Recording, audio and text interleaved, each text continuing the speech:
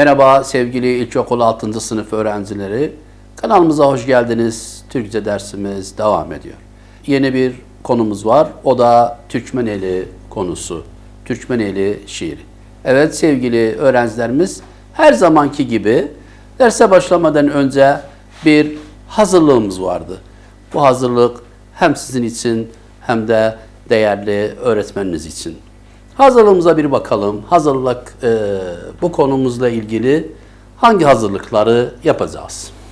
Evet sevgili öğrencilerimiz, Türkmeneli dediğimizde aklımıza Türkmenlerin yaşadığı yerler gelir. Türkmeneli dediğimizde Türkmenlerin o bölgelerde yoğun bir şekilde yaşadıkları aklımıza gelecektir. Evet. Türkmenlerinin doğal güzellikleri hakkında neler biliyorsunuz? Evet sevgili öğrencilerimiz, Türkmenlerinin doğal güzellikleri her zaman bizim aklımızdadır. Şimdi kanalımızı seyreden sevgili ilkokul 6. sınıf öğrencilerimiz Türkmenlerinin bütün bölgelerinden seyretmektedirler. Elbette her öğrenci kendi bölgesinde, Türkmeneli'nin bir bölgesinde orada bir güzellikleri vardır. O güzelliklerin hakkında neler biliyorsunuz, neler düşünüyorsunuz? O güzellikleri sınıf içinde öğretmeninizle beraber, arkadaşlarınızla beraber konuşacaksınız. Sadece kendi bölgeniz değil, Türkmeneli'nin bütün bölgelerinin hakkında bilgi edinmemiz gerekir. Türkmenlerinin hangi güzelliğe sahip olduğunu siz ve öğretmeniniz sınıf içinde onu dile getirebilirsiniz. Türkmenlerinin güzel köyleri var, kasabaları var, şehirleri var, güzel bir şekilde bağları var, bahçeleri vardır, çiçekleri vardır. Bu güzellikleri sınıf içinde Türkmeneli ile ilgili konuşabilirsiniz. Evet. İkinci maddemizde Türkmeneli'nin en çok hangi özelliklerini seviyorsunuz ve niçin? Evet sevgili öğrencilerimiz, az önce söylediğimiz gibi her öğrencimiz kendi bölgesinde, Türkmeneli'nin bir bölgesinde yaşıyor. O bölgenin içindeki elbette bir özellik vardı. O özelliği sevmektedir. Neden? Çünkü o bölgeye bağlıdır. O bölge içinde yaşıyor. Türkmeneli içinde, Türkmeneli'nin bölgelerinde yaşıyor. Onun için o bölgenin bir güzelliği vardı. O güzelliği sevmektedir. O yüzden biz Türkmeneli'nin özelliğini bilmemiz gerekir. Bildiğimiz zaman her öğrenci kendi yaşadığı yerde bir özellik var, bir güzellik vardı. O güzelliği elbette sevmektedir. Türkmeneli hakkındaki duygu ve düşünceleriniz nelerdir? Açıklayınız. Evet sevgili öğrencilerimiz, Türkmeneli hakkındaki duygu ve düşünceleriniz neler olacaktır? Madem ki biz Türkmeneli'nin Telafer'den Tamendeli'ye kadar bir uzantısı vardır. Orada da Türkmenlerin yoğun bir şekilde yaşadıklarını biliyoruz. O zaman biz o bölgede, Türkmeneli'nin bölgesinde hangi duygu ve düşüncelerini ele getirmekteyiz? Hangi duygu ve düşünceleri söyleyeceğiz? Sevgili öğrencilerimiz, mesela siz sınıf içinde öğretmeniniz sizden bu sorunu sorduğu zaman mesela Türkmenlerin bir olmalarını düşünüyoruz. Türkmenlerin bir sevda içinde olmalarını düşünüyoruz. O düşünceyi ele getirmekteyiz. O düşünceyi gerçekleşmekteyiz. Zaten bütün Türkmenler Türkmeneli bölgelerinde herhangi bir köyünde, kasabasında, şehrinde olduğu zaman Türkmenler birbirine bağlıdırlar, birbirini severler. Bir de Türkmenlerin güzel konuşmaları, konuşma şiveleri var. Mesela Telafer'deki konuşma şivesi, Kerkük'teki konuşma şivesi, bir de Tuz Hurmatı'da konuşma şivesi, Dakuk'ta konuşma şivesi, Aziziye'de konuşma şivesi, Diyale'de konuşma şivesi, bu Türkmeneli bölgelerinde konuşma şiveleri de vardı ama hepsi bütünü Türkmen şivesidir. Türkmen şivesidir. Türkçe dilinden bir şivedir. Evet, bu da bir duygu düşünce. Bu şekilde duygu düşüncelerimizi meydana getirebiliriz öğretmenimizle beraber. Evet sevgili öğrencilerimiz, bakalım başka maddelerimizde ne var? Konuşalım bölümünde kullanmak üzere Türkmeneli'nin tarihi, turistik, doğal ve benzeri güzellikleri hakkında araştırma yapınız.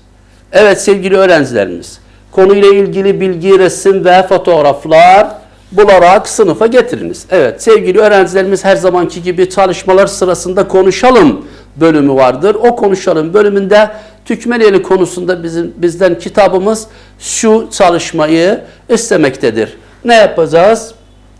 Konuşalım bölümünde ne yapacağız? Türkmeneli hakkında tarihi, turistik ve doğal bölgeleri, bu güzellikleri, bu özellikleri hakkında bir bilgi edineceğiz. Bir bilgi edineceğiz. Bu bilgileri daha güzel bir şekilde arkadaşlarımıza ya da öğretmenimize ya da sınıfta aktarmak için bunlardan nelerle destek alacağız?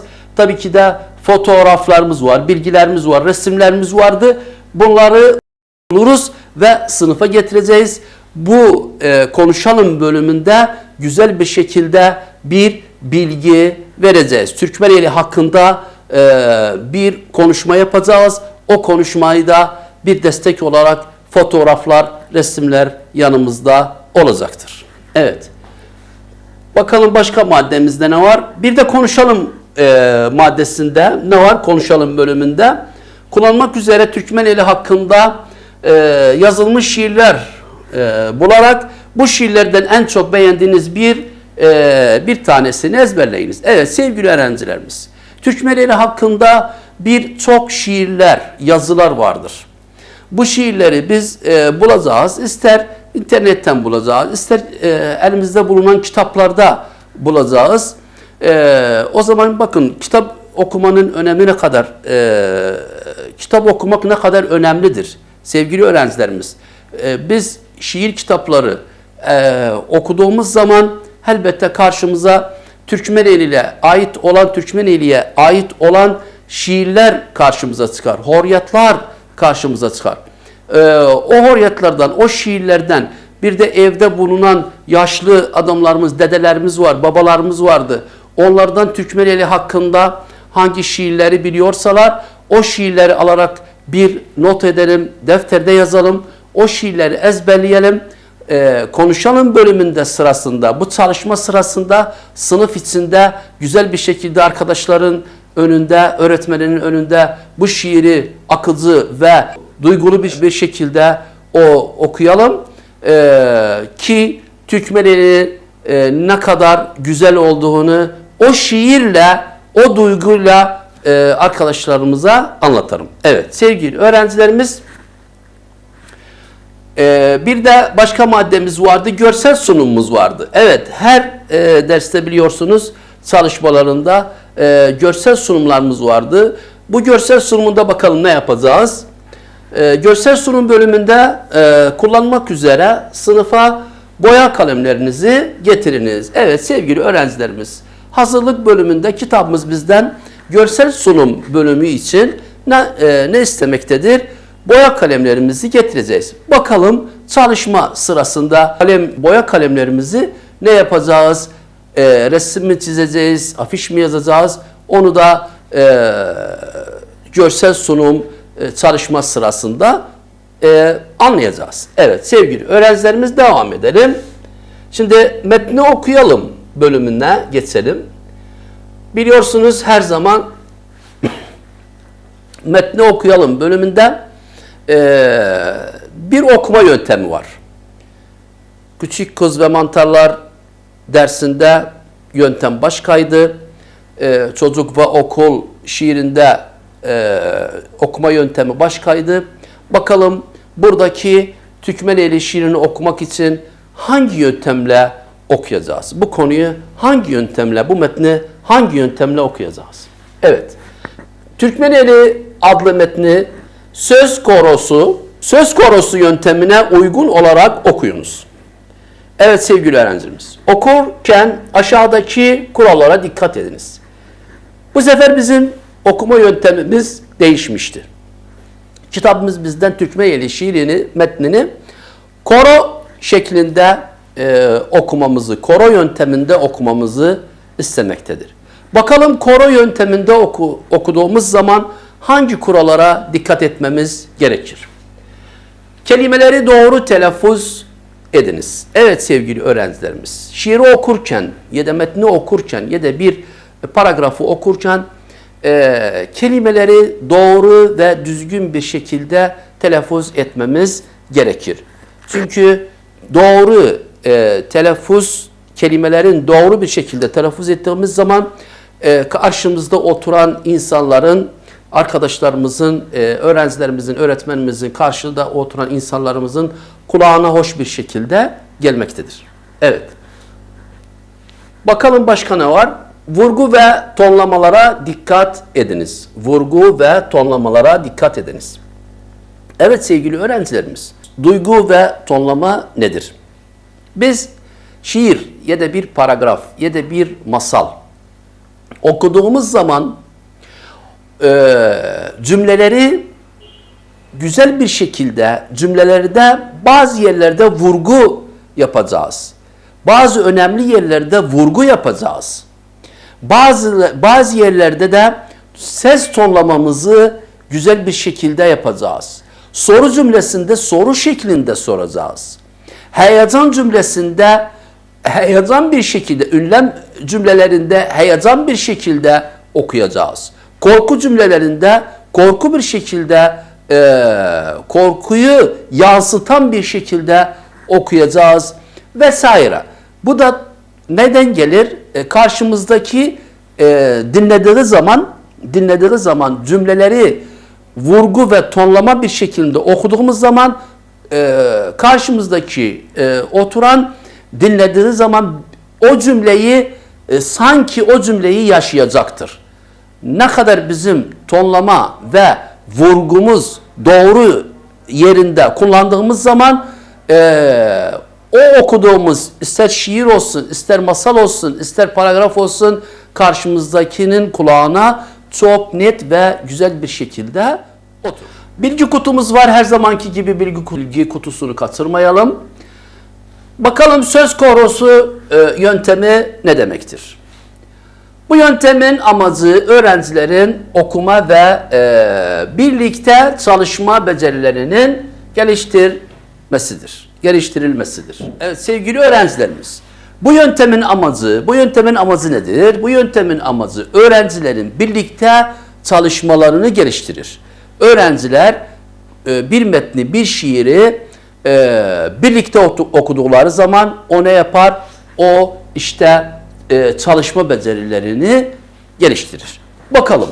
Şimdi bir şiir veya düz yazı bölümlere ayrılarak bir grup öğrenci tarafından birlikte okunur. Öğrenciler gruplara ayrılır. Metnin öğretmen tarafından okunarak, önce metni öğretmen tarafından okunur. Ondan sonra ne olacaktı? Anlaşılır. Öğretmen o metni anlatır. Anlaşması sağlanır. Sonradan söz korosu şeklinde okuyacaktır. Önce öğretmen bir konuyu, bir metni okur, bir de açıklar. Açıkladıktan sonra söz korosu yöntemine geçelim. Şimdi söz korosu yöntemine geçtiğimiz zaman öğrenciler birlikte okuyacaklar ama o söz korosu okumanın 4 şekli vardır. O şekilleri şu şekilde açıklayabiliriz. 1. Hep birlikte okuma. Bakalım bu nasıl olacak? Metnin tamamı sınıf veya bir grup tarafından okunur. Yani bir şiir ya da bir metin hep birlikte okumak şeklinde sınıfça ya da bir grup o metni okuyacaktır. Hep birlikte okuyacaktır. Bir sesle, bir tonlamayla okuyacaklar. İkinci, grup olarak okuma. Grup olarak okuma. Bu nasıl olacaktır? Metni bölümlere ayırarak ve her grup bir bölümü okur. Bir metni bölümlere ayırırız. İster şiir olsun, ister hangi metin olursa olsun gruplara ayırırız, parçalara ayırırız. Her parçayı bir grup öğrencilere dağıtacağız. Bu grup öğrenci ilk parçayı bitirdikten sonra hemen diğer grup ikinci parçaya, diğer grup üçüncü parçaya başlayacaktır. Bu da grup olarak okumaktır. Bir de üçüncü şekli karşılıklı okuma. Öğrenciler iki gruba ayrılır. Metnin belirlenmiş yerleri, yani öğretmen metnin belirlenmiş yerlerini ne yapacaktı bölümlerden? Birini bir gruba verir. Metnin bir grubunu, belirlenmiş bir yeri, bir parçasını ne yapar öğretmen? Bir gruba verir. Siz bu metni, bu parçayı, bu bölümü okuyacaksınız. Evet. Diğer bölümlerini de ikinci gruba okutur. Yani öğretmen bir metni belirlenmiş yerlere ayırır. O belirlenmiş yerler kimlere verilir? Grup olarak her gruba bir parçası verilir. Ondan sonra öğretmen bu gruptan söylenmesini ister, bu parçanın söylenmesini ister. Diğer grupta diğer parçasının söylenmesini ister. Bu da üçüncü şeklidir. Dördüncü şekli nakaratlı metinleri okuma. Bu nasıl olacaktır? Öğrenciler gruplara ayrılarak her bölüm bir grup veya bütün gruplar birlikte okunur. Hani sevgili öğrencilerimiz sahnelerde, konserlerde bir şarkıcı önde bir şarkı söylediği zaman arkada duran bir grup insanlar vardır. Aynı parçayı o gruplar tarafından tekrar olunacak. Ona nakarat söyleriz. Nakarat söyleriz. O işte bir metni de sınıf içinde bu şekilde okuyabilirsiniz. Öğrenciler bir nakarat okuması sınıf içinde yapabilirler. Bu da söz korosu yönteminin dördüncü şeklidir. Evet sevgili öğrencimiz, bakalım neyimiz var? Metin okurken şahıs ve varlık kadrosu karakter özelliklerini yansıtacak şekilde seslendirilir. Evet sevgili öğrencilerimiz, öğrenciler sınıf içinde bir metni okuduğu zaman o metnin içindeki karakter, o içindeki duygu, o içindeki ana duyguyu güzel bir şekilde karşı tarafa yansıtacaktır ki o metin, o şiir, o masal kulağa güzel bir şekilde ulaşsın. Hazırlık bölümü bu şekilde oldu. Türkmeneli şiirinin hazırlık bölümünü bu şekilde çalıştık. Şimdi biz metni okumaya hazırız. O zaman Türkmeneli'nin metni okumadan önce şu resimlere bir bakalım. Şu resmin güzelliğine bir bakalım. Türkmeneli'ndeki bağlar, bahçeler, güzel çiçekler vardır. Tabii ki bu da doğal, Türkmeneli'nin doğal yerlerini yansıtıyor. Şimdi geçelim, hemen zaman kaybetmeden Türkmeneli şiirini okuyacağız. Evet sevgili öğrencilerimiz, kitaplarımızı kapatalım. Kulaklar bizde olsun. Sadece bu metni, bu şiiri dinleyiniz. Türkmeneli. Kokar burcu burcu güller, öter dallarda bülbüller. Açar menekşe sümbüller, ne güzeldir Türkmeneli. Sürüler yayılır kıra, dağlar uzar sıra sıra. Sular can verir çayıra, ne güzeldir Türkmeneli. Köyü şehri çiçeklidir, biri birine eklidir. Çelik erlerle beklidir, ne güzeldir Türkmeneli. Kekik yavşan kokar dağda, kayısı, elma, üzüm bağda. Hele bugün yeni çağda, ne güzeldir Türkmeneli. Evet sevgili öğrencilerimiz, Türkmeneli şiirimizi bu şekilde okuduk. Güzel bir şiir, duygulu bir şiir.